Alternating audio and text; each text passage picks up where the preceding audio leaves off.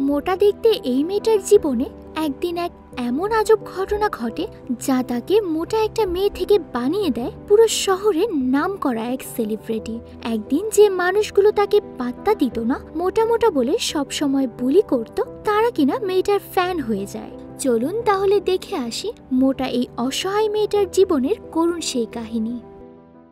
গল্পের শুরুতেই আমরা মেরি নামের একটা মেয়েকে দেখতে পাই, যার বয়স 32 বছর। এখনো পর্যন্ত সে অবিবাহিত আর বেকার হয়ে বাড়িতে বসে আছে। চাকরির জন্য সে কিন্তু অনেক ট্রাই করেছে, কিন্তু একটু বেশি মোটা হবার কারণে সবাই তাকে এক প্রকার ইনসাল্ট করেই বের করে দেয়। তাই মেরি এখন প্রায় সব সময় বাড়িতেই থাকে। মন চাইলে একটু বাইরে ঘুরতে যায়, আবারও ফিরে এসে শুধু খায় আর ঘুমিয়ে থাকে। মেরির এমন আচরণের কারণে তার মা আর বোন জুলিয়া প্রচন্ড বিরক্ত ছিল। তারা মনে করত যে মেরি যদি এইভাবে থাকে তাহলে সে তো সারা জীবন তাদের কাঁধে বোঝা হয়ে থাকবে। মেরিদের সাথে তাদের কাজিন অ্যানাও থাকতো। সে এখানকার একটা টিভিতে জার্নালিস্ট হিসেবে কাজ করে। কিছুদিন আগেই তাদের চ্যানেল একটা নতুন প্রোগ্রাম নিয়ে এসেছিল, যেখানে জব লিস্ট অফ মানুষদেরকে নিয়ে এসে তাদের ইন্টারভিউ নেওয়া হয়।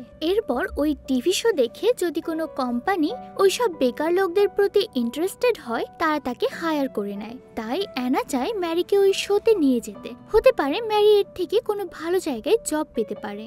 ম্যারি এক কথাতেই রাজি হয়ে যায়। এরপর অ্যানা ওই শো এর জন্য তাদের এই ভিডিওগ্রাফি নিতে শুরু করে, আর মেরি আর তার মাকে একটু নাটক করতে বলে। এই কথাগুলো বলে যাতে মানুষজন তাদের প্রতি একটু সহানুভূতিশীল হয়। মেরির মা বলছিল যে আমাদের জীবনে অনেক দুঃখ, ঠিকমতো আমরা 2 বেলা খেতে পর্যন্ত পারি না। এছাড়াও আরো অনেক কথা বলে। তাদের মেইন উদ্দেশ্য ছিল তাদের দুঃখ ভারাক্রান্ত অসহায় চেহারা দেখে অডিয়েন্সরা যেন তাদের সম্বন্ধে জানতে আরো বেশি আগ্রহ ফিল করে। কিন্তু এইসব কাহিনী দেখে তখনই মেরি রেকর্ডিং বন্ধ করতে বলে। সে অ্যানাকে বলে যে আমার কোনো কাজের প্রয়োজন নেই, এসব বন্ধ করো, তোমরা এখান থেকে চলে যাও, আমার কিচ্ছু ভালো লাগছে না। এরপর তো মেরির মা আর তার বোন তাকে অনেক বোঝানোর চেষ্টা করে যে এরকম না করলে কোনো চাকরি পাবি না। আর এই কথা নিয়ে মেরি আর তার মা বোনের মধ্যে কথা কাটাকাটি শুরু হয়। আর এক পর্যায়ে তো মেরি রাগ করে বাসা থেকে বেরিয়ে চলে আসে। সারাটা দিন সে বাড়ির বাইরেই থাকে। এরপর মেরি তার বান্ধবী আর তার বয়ফ্রেন্ডকে ফোন করে একটা রেস্টুরেন্টে ডাকে একটু গল্প করার জন্য, যাতে তার মুডটা একটু ভালো হয়। কিন্তু ঠিক তখনই আমরা দেখতে পাই যে মেরির বান্ধবী আর তার বয়ফ্রেন্ড একই সঙ্গে আছে, মানে তারা নিজেদের মধ্যে ঘনিষ্ঠ সময় কাটাচ্ছে। আসলে মেরির বয়ফ্রেন্ড তাকে অনেকদিন ধরেই চিট করছে, যেটা নিয়ে মেরির কোনো প্রকার ধারণা ছিল না। এরপর তারা 3 জনের রেস্টুরেন্টে দেখা করে, আর মেরির বয়ফ্রেন্ড আজকে তাকে সরাসরি বলে দেয়, দেখো আমি তোমার সঙ্গে আর রিলেশনশিপ কন্টিনিউ করতে পারছি না, কারণ আমি তোমাকে নয় তোমার বান্ধবীকে পছন্দ করি, আর আগামী মাসে আমরা দুজন বিয়ে করতে চলেছি। বেচারি মেরি তো এখানে তাদের দুজনের সঙ্গে কথা বলে নিজের মনকে একটু হালকা করতে এসেছিল, কিন্তু এখানে এসে তো সে আরো বড় একটা ধাক্কা খেয়ে যায়। এরপর আবার তার বান্ধবী তাকে দাওয়াত দেয়, আর এইবার তো মেরি প্রচন্ড রেগে যায়। সে পারলে তো তাকে এখানেই মেরে ফেলতো, কিন্তু সে ওখানে তাকে তেমন কিছুই বলে না, রেস্টুরেন্ট থেকে দ্রুত বেরিয়ে আসে। অন্যদিকে জুলিয়া মাকে বলছে, মা তুমি তো জানো আমার ডিভোর্স হয়ে গেছে, আমার মেয়ের সম্পূর্ণ দায়িত্ব এখন শুধুমাত্র আমার কাঁধে, এই খরচ আমি সামলে উঠতে পারছি না, তাই আমি ভাবছি মেরির সঙ্গে কথা বলবো। দাদুর নামে একটা বাড়ি লিখে দিয়েছিলে না, ওই বাড়িটা যদি মেরি আমার নামে করে দেয় তাহলে ওটা দিয়ে আমার মেয়ের ভবিষ্যৎ হয়ে যাবে, তা না হলে তো আমি আমার মেয়েকে স্কুলে পর্যন্ত ভর্তি করে ফি দিতে পারবো না। মেরির মা তো কথাটা শুনে সঙ্গে সঙ্গে রাজি হয়ে যায় আর বলে যে তুমি একদম চিন্তা করো না, এই প্রস্তাবটা খুবই ভালো, ম্যারিকে এর জন্য আমি রাজি করাবো। এরপর তারা সবাই যখন লাঞ্চ করার জন্য টেবিলে বসে, তখন মেরির কাছে ওই বাড়িটার কথা জিজ্ঞেস করে আর বলে যে দেখো জুলিয়ার মেয়ে তো তোমারও মেয়ের মতো, তাই তার ভবিষ্যতের ব্যাপারে তোমাকেও ভাবতে হবে, তুমি ওই বাড়িটা তার নামে করে দিতে পারো। তখন মেরি বলে যে ওর জন্য তো আমি সবকিছু করতে পারি, কিন্তু তুমি কি জুলিয়ার কাছে কখনো এটা জিজ্ঞেস করেছো যে ওর ডিভোর্স কেন হয়েছিল? নিজের স্বামীকে ছেড়ে অন্য পুরুষের সঙ্গে থাকলে তো এই অবস্থা হবেই। আর সব থেকে বড় কথা হলো ওই মেয়েটাও কিন্তু তার হাজবেন্ডের নয়, কিন্তু তারপরও আমি এই মেয়েটাকে নিজের মেয়ের মতোই মনে করি, তাই ওই বাড়িটা আমি জুলিয়ার নামে করে দিতে রাজি আছি, তোমরা টেনশন করো না। তবে এটা শুনে জুলিয়া এবার তেলে বেগুনে জ্বলে ওঠে আর মেরিকে বলে যে কত বড় সাহস তোমার, তুমি আমার চরিত্র নিয়ে কথা বলো? বড় বোন হয়ে তুমি তো সারাদিন ঘরের মধ্যে বসে থাকো, আজ পর্যন্ত একটা টাকাও সংসারে দাওনি। আমি এত ছোট হয়েও বাড়ির সম্পূর্ণ দায়িত্ব সামাল দিচ্ছি, আর এর প্রতিদান হিসেবে তুমি আমাকে ক্যারেক্টারলেস বলছো? তাদের এই তর্কাতর্কি একটা পর্যায়ে এমন বেড়ে যায় যে তাদের দুজনের মধ্যে হাতাহাতি শুরু হয়ে যায়। তাই মেরি আবার রাগ হয়ে তার সব জিনিস সুটকেসে ভরে চিরদিনের জন্য বাড়ি থেকে বেরিয়ে যায়। কিন্তু রেগে বাড়ি থেকে বের হয়ে আসা যতটা সহজ, বাইরে সবকিছু ম্যানেজ করা কিন্তু তার থেকেও 1000 গুণ বেশি কঠিন। এরপরে মেরি একটা ছোট্ট ঘর ভাড়া নিয়ে থাকবে বলে ভাবে, কিন্তু প্রত্যেকটা ঘর ভাড়া অনেক বেশি ছিল আর তার কাছে এত পরিমাণ টাকা নেই। ঠিক তখনই মেরি দেখতে পায় যে তার মা তাকে কিছু টাকা পাঠিয়ে দিয়েছে, কারণ মেরি তো নিজের মুখ ফুটে কিছুই চাইবে না। তাই মেরি এবার ওই টাকাটা দিয়ে একটা ঘর ভাড়া নিয়ে নেয় আর তার অন্যান্য খরচ চালানোর জন্য একটা রেস্টুরেন্টে ওয়েট্রেসের কাজের জন্য অ্যাপ্লাই করে দেয়। এই কাজটা সে পেয়েও যায়, কিন্তু এই রেস্টুরেন্টের মালিক অনেক খচ্চর আর লুচ্চা টাইপের লোক। সুযোগ পেলেই সে বিভিন্ন ওয়েট্রেসকে টাচ করার চেষ্টা করতে থাকে। কিন্তু ম্যারির তো আসলে এখন একটা কাজের খুবই প্রয়োজন ছিল, আর এত তাড়াতাড়ি এই জব ছাড়া সে অন্য কিছু ম্যানেজ করতে পারছিল না। তাই বাধ্য হয়ে সেখানে জয়েন করে যায়। একদিন তো ম্যারির মালিক তাকে গাড়ি থেকে সিগারেটের প্যাকেট নিয়ে আসতে বলে, তখন সে ভুল করে গাড়ির হেডলাইটটা জ্বালিয়ে দেয়। আর ওই সময় সেখানে থমাস নামের একটা লোক মূত্র বিসর্জন করছিল, আর রেড লাইটের আলো পড়ার সঙ্গে সঙ্গে সে লজ্জায় ওখান থেকে ঘুরে দাঁড়ায়। মনে মনে বলছিল যে আরে, এই গাড়িওয়ালা তো সবার সামনে আমার মান সম্মানের ফালুদা বানিয়ে দিচ্ছে। তাই সে গাড়ির দিকে তাকিয়ে চিল্লাতে শুরু করে, কিন্তু এরপর গাড়ির কাছে গিয়ে ওখানে একটা মেয়েকে দেখে সে চুপ হয়ে যায়। ম্যারি তখন বলে, প্লিজ আমাকে মাফ করে দিন, ভুল করে গাড়ির লাইট অন হয়ে গিয়েছে। এরপরে থমাস সেখান থেকে চলে যায়, তবে যাওয়ার সময় সে ওখানে তার গ্লাসটা ফেলে রেখে গিয়েছিল। থমাস পেশায় একজন বক্সিং কোচ, সে ওখানকার একটা জিমে লোকেদের বক্সিং শেখায়। এরপর ম্যারি তাকে ওই গ্লাভসটা ফিরিয়ে দেওয়ার জন্য সেই জিমে চলে যায়। থমাস তাকে ধন্যবাদ জানায় আর তার কাছে জিজ্ঞেস করে যে তুমি কি বক্সিং পছন্দ করো? আর মেরি তখন বলে হ্যাঁ, কিন্তু সে তো বক্সিং এর প পর্যন্ত জানে না। এরপর থমাস তাকে তার একটা স্পেশাল গ্রুপে অ্যাড করে দেয়। সে আসলে তাকে গ্রুপে অ্যাড করেছিল এই জন্য যে ম্যারির যদি কখনো বক্সিং এর প্রতি আকর্ষণ জাগে তাহলে সে তাকে বক্সিং শেখাবে। এরপরে দৃশ্য পরিবর্তন হলে আমরা দেখতে পাই যে ওই জিমের মালিক সব কোচকে একসঙ্গে দাঁড়িয়ে তাদের উপর চিৎকার করছে। সে বলছে, লোকেরা আমাদের জিমের মেম্বারশিপ নিচ্ছে না, এইভাবে আমাদের জিম আর কয়দিন চলবে? জিম তো খুব দ্রুতই বন্ধ হয়ে যাবে। এই জন্য কাল আমি একটা প্রোগ্রামের আয়োজন করেছি, ওই প্রোগ্রামে অনেক লোক আসবে, আর তোমাদের সবার কাজ এটা হবে যে তাদেরকে বুঝিয়ে যে কোনো ভাবেই আমাদের জিমের মেম্বারশিপ নেওয়াতে হবে। এটা শুনেই তো থমাসের অনেক মাথা গরম হয়ে যায়। সে তো আসলে এখানে কোচ হিসেবে জয়েন করেছে, তাই মনে মনে বলছিল যে এখন কি না আমাকে সেলসম্যানের কাজ করতে হবে। কিন্তু এখানে তো আর কিছুই করার নেই, মালিকের কথা অমান্য করলে তো তার চাকরিটাই চলে যাবে। তাই ওখানে সে আর একটা কথাও বলে না। এরপরে থমাস ম্যারিকে মেসেজ করে বলে, ফ্রি হয়ে আমার সঙ্গে একটু পার্কে দেখা করো। এটা শুনেই তো ম্যারির একটু ভালো লাগছিল, কারণ ম্যারি তাকে মনে মনে একটু পছন্দ করতে শুরু করেছে। কিন্তু ঠিক তখনই রেস্টুরেন্টে থাকা একটা মেয়ে ম্যারিকে বলে যে দেখো, বেশি খুশি হয়ে লাভ নেই, সে তোমাকে পার্কে ডেকেছে যাতে তোমার কাছে একটা মেম্বারশিপ কার্ড বিক্রি করতে পারে। তবে মেরি কিন্তু তার কথায় পাত্তা না দিয়ে ঠিকই থমাসের সঙ্গে দেখা করতে পার্কে চলে যায়। আসলে মেরি চেক করতে যাচ্ছিল যে থমাস তাকে এমনি ডেকেছে নাকি তার কাছে সত্যিই মেম্বারশিপ বিক্রি করবে। আর তখন থমাস তাকে বলে যে এই মেম্বারশিপের ব্যাপারটা আমার একটুও পছন্দ নয়, আমি কি একদম সেলসম্যান নাকি? হ্যাঁ, আমি তো শুধুমাত্র ওই প্রোগ্রামে যেতে চাই না, তাই আমি তোমাকে আজকে এখানে ডেকেছি যাতে করে অন্তত কিছু সময় আমরা দুজন কথা বলে সময় কাটাতে পারি। এটা শুনে তো ম্যারির অনেক ভালো লাগে। থমাস আসলেই একজন ভালো মনের মানুষ, আর মনে মনে ভাবে যে থমাস হয়তো তাকে পছন্দ করতে শুরু করেছে, এই জন্যই তার সঙ্গে দেখা করতে তাকে পার্কে ডেকেছে। এইবার তো মেরি থমাসকে না বলতেও মেম্বারশিপ কার্ড তার কাছ থেকে নিয়ে নেয়, যাতে করে মেরি বক্সিং এর নাম করে তার সঙ্গে আরো বেশি সময় কাটাতে পারে। এরপরই শুরু হয়ে যায় তাদের বক্সিং প্র্যাকটিস। থমাস মেরিকে বেশ ভালো করে শেখাচ্ছিল আর মেরিও একটু একটু করে শিখছিল। আর এই ট্রেনিং কিন্তু মেরিকে থমাসের আরো কাছাকাছি নিয়ে আসে। এভাবেই চলতে থাকে। আর একদিন দেখা যায় এই টিমে আজকে কোচদের ম্যাচ আছে।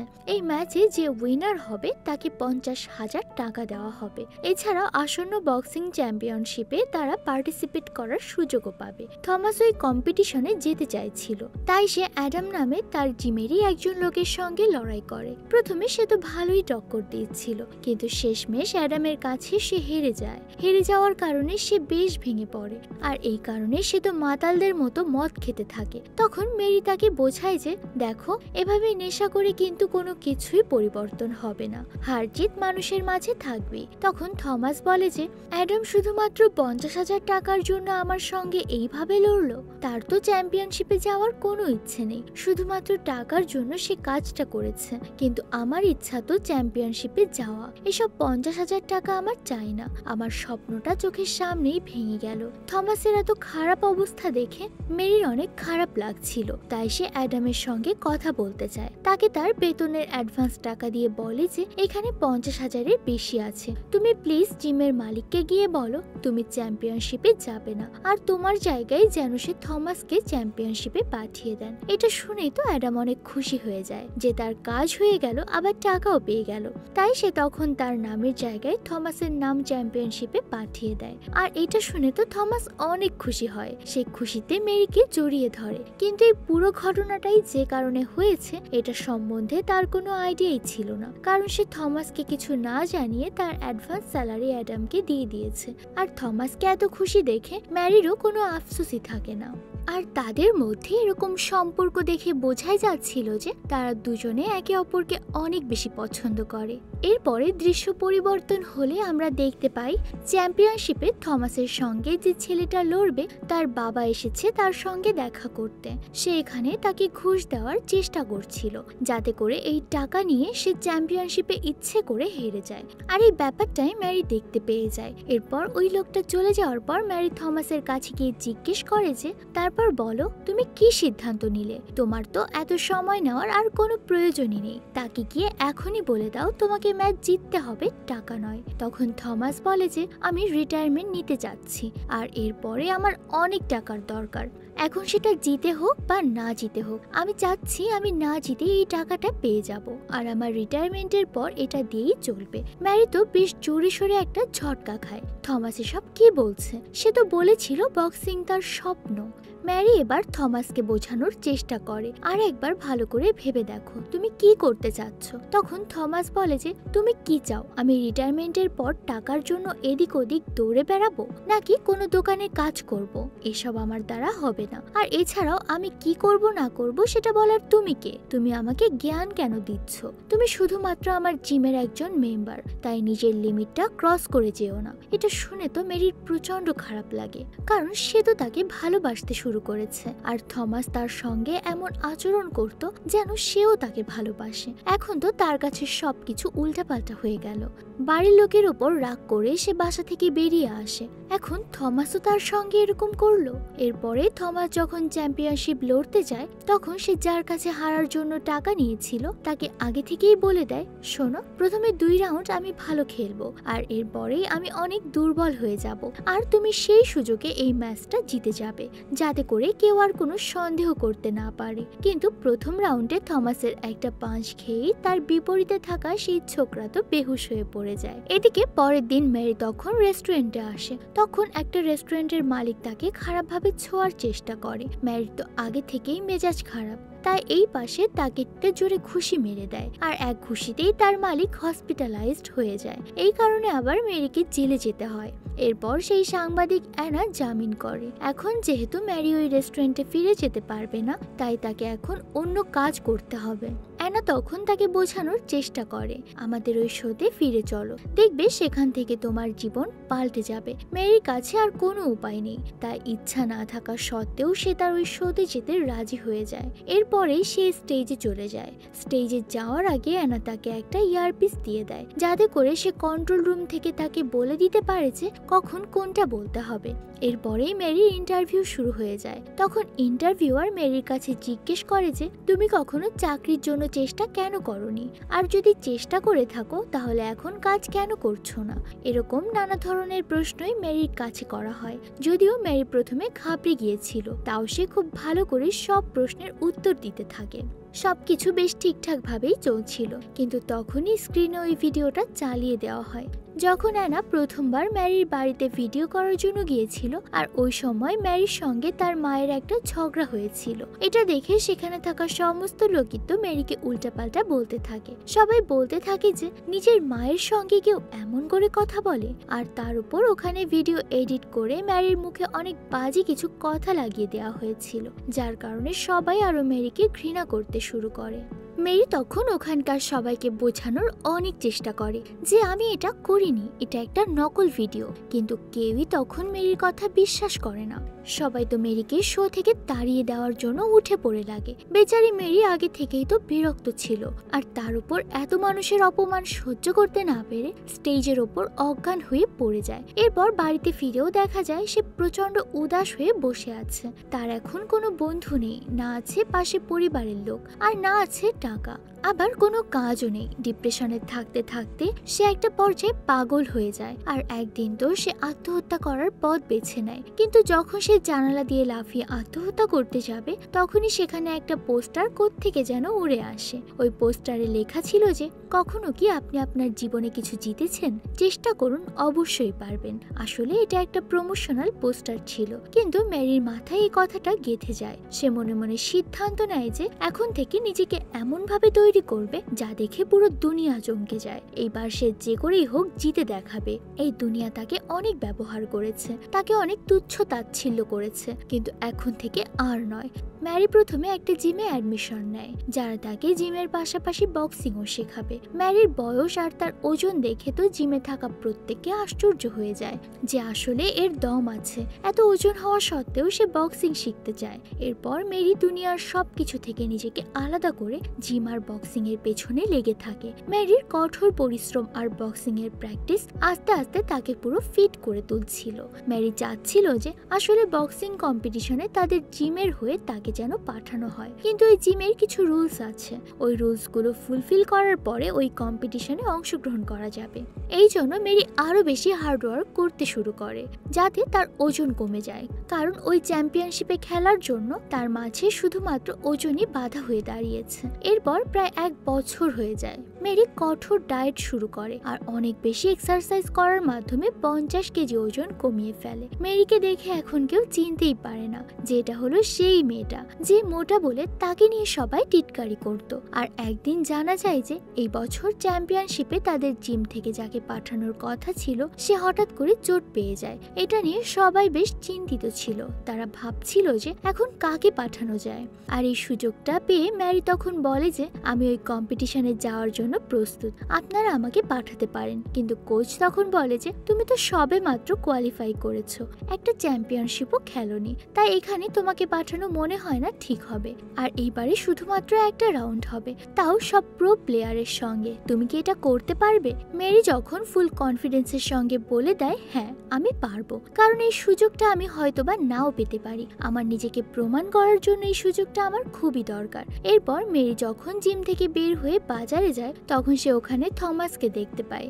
সে ম্যারিকে দেখে তো অনেক অবাক হয়ে যায়, কিন্তু সঙ্গে সঙ্গে সে ওখান থেকে দৌড়ে পালাতে শুরু করে। আসলে থমাস ভাবছিল যে আমি তো মেরিকে ধোকা দিয়েছি, তাই সে যদি এখন আমাকে ধরে ফেলে তাহলে নিশ্চিত আমি মার খাবো। কিন্তু মেরি তাকে কিছুই বলে না, উল্টো থমাসকে দেখে তার অনেক দয়া হচ্ছিল, কারণ থমাস এখন রাজমিস্ত্রির একজন লেবার, যেটা হওয়ার ভয়ে সে টাকাগুলো নিয়েছিল। কিন্তু নিয়তির কি পরিহাস, আসলে মানুষকে ঠকালে কেউ কখনো ভালো থাকতে পারে না। তার প্রকৃত উদাহরণ কিন্তু এই থমাস। ম্যারি তখন এখানে পুরনো কোনো কথাই বলে না, শুধু যাওয়ার আগে বলে যে সামনের সপ্তাহে আমার ম্যাচ আছে, যদি মন চায় তাহলে ম্যাচটা দেখতে এসো। এটা শুনে তো থমাস অনেক অবাক হয়ে যায় যে মেরিও এখন একজন প্লেয়ার হয়ে গিয়েছে, আর তাকে তো চেনাই যায় না।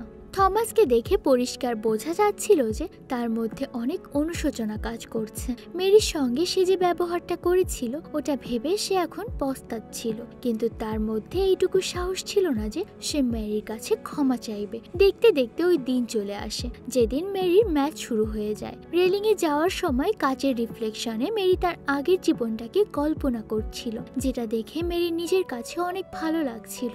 মনে হচ্ছে সে জীবন যুদ্ধে জিতে গিয়েছে, যদিও এখনো তার ম্যাচ শুরু হয়নি। এই দিন ম্যারির পরিবারের লোকেরাও তার ম্যাচটা দেখতে আসে, আর থমাসও কিন্তু এসেছে।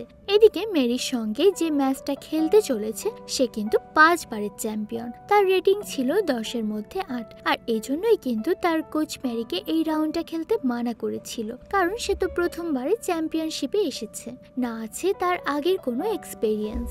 কোচ তাকে খেলার আগে বলে দেয় যে দেখো তুমি কিন্তু একদম নতুন, যদি তোমার কখনো মনে হয় যে তুমি খেলতে পারছো না সঙ্গে সঙ্গে কিন্তু আমাদেরকে জানাবে। ম্যারি অনেক কনফিডেন্সের সঙ্গে বলে যে কোচ এমন পরিস্থিতি আসবেই না, আপনারা শুধু দেখেন, এই ম্যাচটা আমি অবশ্যই জিতবো। আর তারপরেই ম্যাচ শুরু হয়ে যায়। প্রথমে তো মেরি তার প্রতিপক্ষের কাছে পাত্তাই পাচ্ছিল না, কারণ সে তো একজন প্রো প্লেয়ার ছিল। একটা পর্যায়ে তো মেরির মুখ দিয়ে রক্ত বের হয়ে যায়, কিন্তু তাও সে হার মানে না। সে আবার উঠে দাঁড়ায়, কিন্তু পরপর 2 রাউন্ডে সে শুধু মার খেয়েই যায়। তখন অডিয়েন্সরা সবাই বলছিল যে প্লিজ তুমি তাকে স্টপ করো, না হলে কিন্তু অনেক অসুস্থ হয়ে পড়বে। কিন্তু মেরি সবার কথা ইগনোর করে তার সাথে লড়ছিল। আর এইবার তো তার অপোনেন্ট ম্যারির মুখে এমন একটা পাঞ্চ মারে যা দেখে সবাই ভাবছিল ম্যারি হয়তো অজ্ঞান হয়ে গিয়েছে। তাদের পরিবারের লোকের এখন এটা মনে হচ্ছিল যে আজ পর্যন্ত তারা ম্যারির সঙ্গে যা করেছে সেটা খুবই অন্যায় ছিল। এরপর আমাদেরকে পুরনো কিছু দৃশ্য দেখানো হয়, যেখানে সে বাড়ি থেকে চলে যাওয়ার আগে তার নামে যে বাড়িটা ছিল ওটা তার বোনের নামে সাইন করে দিয়ে গিয়েছিল। আর তার কাজিন অ্যানা শুধুমাত্র তার প্রফিটের জন্যই ম্যারিকে দিয়ে ওরকম ইন্টারভিউ করিয়েছে। এমনকি সে তার এই ভিডিওটা এডিট করে ম্যারির মুখে উল্টাপাল্টা কথা লাগিয়ে দিয়েছিল। আর সব থেকে অবাক করা বিষয় হলো এই সব কিছুই মেরি জানতো। এত কিছু করার পরেও একটা মেয়ে ঘুরে দাঁড়িয়ে আবারও বক্সিং শেখে এবং নিজেকে ফিট করে ফেলে। যদি আজকের এই ম্যাচে সে হেরেও যায় তাও সে তার জীবন যুদ্ধে জিতে গিয়েছে। এরপর মেরি অনেক কষ্টে উঠে দাঁড়ায়, কিন্তু সে আজকের এই ম্যাচটা হেরে যায়, কারণ তার লড়াই করার মতো শক্তি ছিল না। তখন কোচ এসে তাকে বলে যে আজকে তোমাকে এইভাবে লড়তে দেখে আমরা তোমাকে নিয়ে ভীষণ গর্বিত। তোমার মতো এরকম সাহস অনেক কম মানুষের মধ্যেই আছে। আজ পর্যন্ত কোনো চ্যাম্পিয়ন প্লেয়ারকে কেউ এতক্ষণ পর্যন্ত টক্কর দিতে পারেনি, যেটা আজকে তুমি করে দেখালে। আর মেরি কিন্তু এখন হেরে যেও আজকে খুশি ছিল যে এইবার হয়নি তো কি হয়েছে, আমি এর পরের ম্যাচ অবশ্যই জিতবো। ওই দিনের পর সে আবার পুরো দমে প্র্যাকটিস শুরু করে। আর এই প্রথম ম্যারিকে তার জীবনে এতটা খুশি দেখাচ্ছিল। ম্যারি এখন তার জীবনে নিজের মতো করেই ভালো আছে। কেউ এখন তাকে অপমান করে না বা তাকে কারোর আশায় বসেও থাকতে হয় না। আর ম্যারির এই সুন্দর জীবনকে দেখিয়ে আমাদের আজকের এই সুন্দর গল্পটাও শেষ হয়ে যায়।